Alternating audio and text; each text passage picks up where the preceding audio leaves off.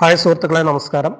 ആധാറിൽ link ചെയ്തിരിക്കുന്ന mobile number ഓൺലൈനായിട്ട് driving ലൈസൻസിൽ അപ്ഡേറ്റ് ചെയ്തെങ്കിൽ മാത്രമേ ഭാവിയിൽ നമുക്ക് driving licence renewal, address change തുടങ്ങിയ ലൈസൻസുമായി ബന്ധപ്പെട്ട ഏത് ഓൺലൈൻ പ്രോസസ്സുകളും ചെയ്യാൻ സാധിക്കുകയുള്ളൂ. അതുകൊണ്ട് ആധാറും ഡ്രൈവിംഗ് ലൈസൻസും എങ്ങനെ ഓൺലൈനായിട്ട് ലിങ്ക് ചെയ്യാമെന്നാണ് ഈ വീഡിയോയിൽ പറയുന്നത്. ഓൺലൈൻ പ്രോസസ്സിൽ ഒരു ടെക്നിക്ക് ഉപയോഗിച്ചാൽ മാത്രമേ നമുക്കിത് കറക്റ്റായിട്ട് അപ്ഡേറ്റ് ചെയ്യാൻ സാധിക്കുകയുള്ളൂ. അതുകൊണ്ട് വീഡിയോ അവസാനം വരെ കാണാൻ ശ്രമിക്കുക. നിങ്ങൾ ചാനൽ ആദ്യമായിട്ടാണ് കാണുന്നതെങ്കിൽ ചാനൽ ഒന്ന് സബ്സ്ക്രൈബ് ചെയ്യുക. വീഡിയോ ഉപകാരപ്രദമായ ലൈക്ക് കൂടെ ചെയ്യുക. ഇനി നമുക്ക് നേരെ വീഡിയോയിലേക്ക് കിടക്കാം. ഇതിനായിട്ട് നമുക്ക് പരിവാഹൻ്റെ വെബ്സൈറ്റിലാണ് കയറേണ്ടത്. സൈറ്റിൻ്റെ അഡ്രസ്സ് താഴെ ഡിസ്ക്രിപ്ഷൻ ബോക്സിലുണ്ട്. ഇത് മൊബൈൽ ഉപയോഗിച്ച് നമുക്ക് ചെയ്യാൻ സാധിക്കുന്നതാണ്. സൈറ്റിൽ കയറുമ്പോൾ മുകളിൽ ഓൺലൈൻ സർവീസ് എന്ന് കാണാം. അതിൽ ക്ലിക്ക് ചെയ്യുമ്പോൾ ഡ്രൈവിംഗ് റിലേറ്റഡ് സർവീസ് എന്ന് കാണാം. അത് സെലക്ട് ചെയ്യുക.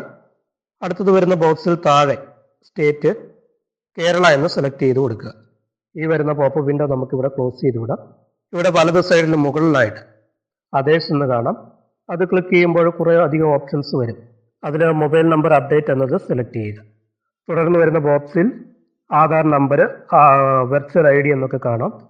ഇവിടെ നമുക്ക് എളുപ്പത്തിന് ആധാർ സെലക്ട് ചെയ്തിട്ട് ലൈസൻസ് ഉടമയുടെ ആധാർ നമ്പർ താഴെ കൊടുക്കുക.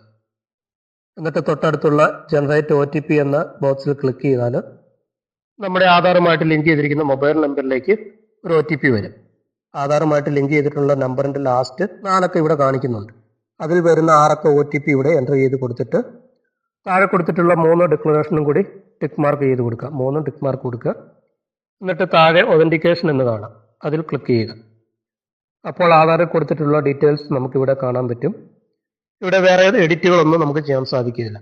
ആധാറിൽ എന്തെങ്കിലും മാറ്റം ഉണ്ടെങ്കിൽ ആധാറിൻ്റെ സൈറ്റിൽ നമുക്കിപ്പോൾ ഫ്രീ ആയിട്ട് ഡീറ്റെയിൽസ് അപ്ഡേറ്റ് ചെയ്യാൻ സാധിക്കുന്നതാണ്. അത് ചെയ്യുന്ന വീഡിയോയുടെ ലിങ്കും ഡിസ്ക്രിപ്ഷൻ ബോക്സിൽ കൊടുത്തിട്ടുണ്ട്. ഇവിടെ നമുക്ക് പ്രൊസീഡ് എന്ന് കൊടുക്കാം. അടുത്ത പേജിൽ ഇവിടെ ക്ലിക്ക് ചെയ്യുമ്പോൾ 3 ഓപ്ഷൻസ് ഉണ്ട്. ഇവിടെ നമുക്ക് ആവശ്യം ഡ്രൈവിംഗ് ലൈസൻസ് ആണ്. അത് സെലക്ട് ചെയ്യുക. DL എന്ന് കാണാം. അത് സെലക്ട് ചെയ്യുക. അപ്പോൾ താഴോട്ട് ഡ്രൈവിംഗ് ലൈസൻസ് നമ്പർ കൊടുക്കാനുള്ള ബോക്സ് വരും. ഇവിടെയാണ് നമ്മൾ ശ്രദ്ധിക്കേണ്ടത്. ഡ്രൈവിംഗ് ലൈസൻസ് നമ്പർ 15 അക്ക ഡിജിറ്റിൽ ഉണ്ടായിരിക്കണം. ഇവിടെയാണ് നമ്മുടെ ട്രിക്ക് ഉപയോഗിക്കേണ്ടത്. നമ്മുടെ ഡ്രൈവിംഗ് ലൈസൻസിലുള്ളത് അല്ല ഇവിടെ നമ്പർ ടൈപ്പ് ചെയ്ത് കൊടുക്കേണ്ടത്. ഇവിടെ നമുക്ക് എൻ്റർ ചെയ്യേണ്ടത് ഇങ്ങനെയാണ്. ആദ്യം KL എന്ന് ടൈപ്പ് ചെയ്ത ശേഷം ഡ്രൈവിംഗ് ലൈസൻസിലുള്ള കോഡ് ടൈപ്പ് ചെയ്ത് കൊടുക്കുക. KL 37 33 അങ്ങനെയൊക്കെ ഉണ്ടല്ലോ, അത് ടൈപ്പ് ചെയ്ത് കൊടുക്കുക. അതിനുശേഷം ഒരു സ്പേസ് ഇട്ട് വർഷം കൂടി എൻ്റർ ചെയ്ത് കൊടുക്കുക.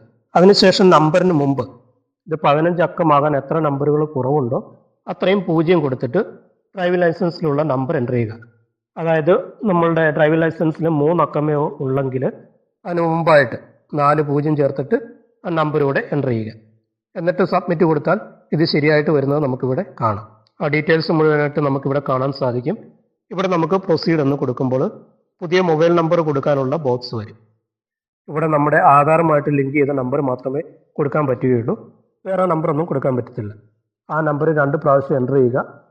തൊട്ടടുത്ത് റീസൺ ഫോർ ചേഞ്ചസ് എന്നൊരു ബോക്സ് ഉണ്ട്.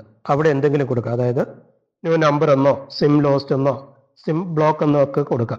ലാസ്റ്റ് താഴെ പ്രൊസീഡ് എന്ന് കൊടുക്കുക. അപ്പോൾ ഇപ്പോൾ കൊടുത്ത മൊബൈൽ നമ്പറിലേക്ക് ഒരു OTP കൂടി വരും. അത് കൊടുത്തിട്ട് വെരിഫൈ കൊടുക്കുക.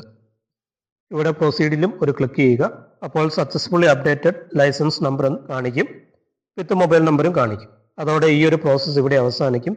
ഇങ്ങനെ ലൈസൻസും ആധാറുമായിട്ട് ലിങ്ക് ചെയ്യാൻ സാധിക്കുന്നതാണ്. അപ്പോൾ വീഡിയോ ഇഷ്ടപ്പെട്ടാൽ ലൈക്ക് ചെയ്യുക, ഷെയർ ചെയ്യുക, ചാനൽ സബ്സ്ക്രൈബ് ചെയ്യുക. മറ്റൊരു വീഡിയോയുമായിട്ട് വീണ്ടും കാണാം.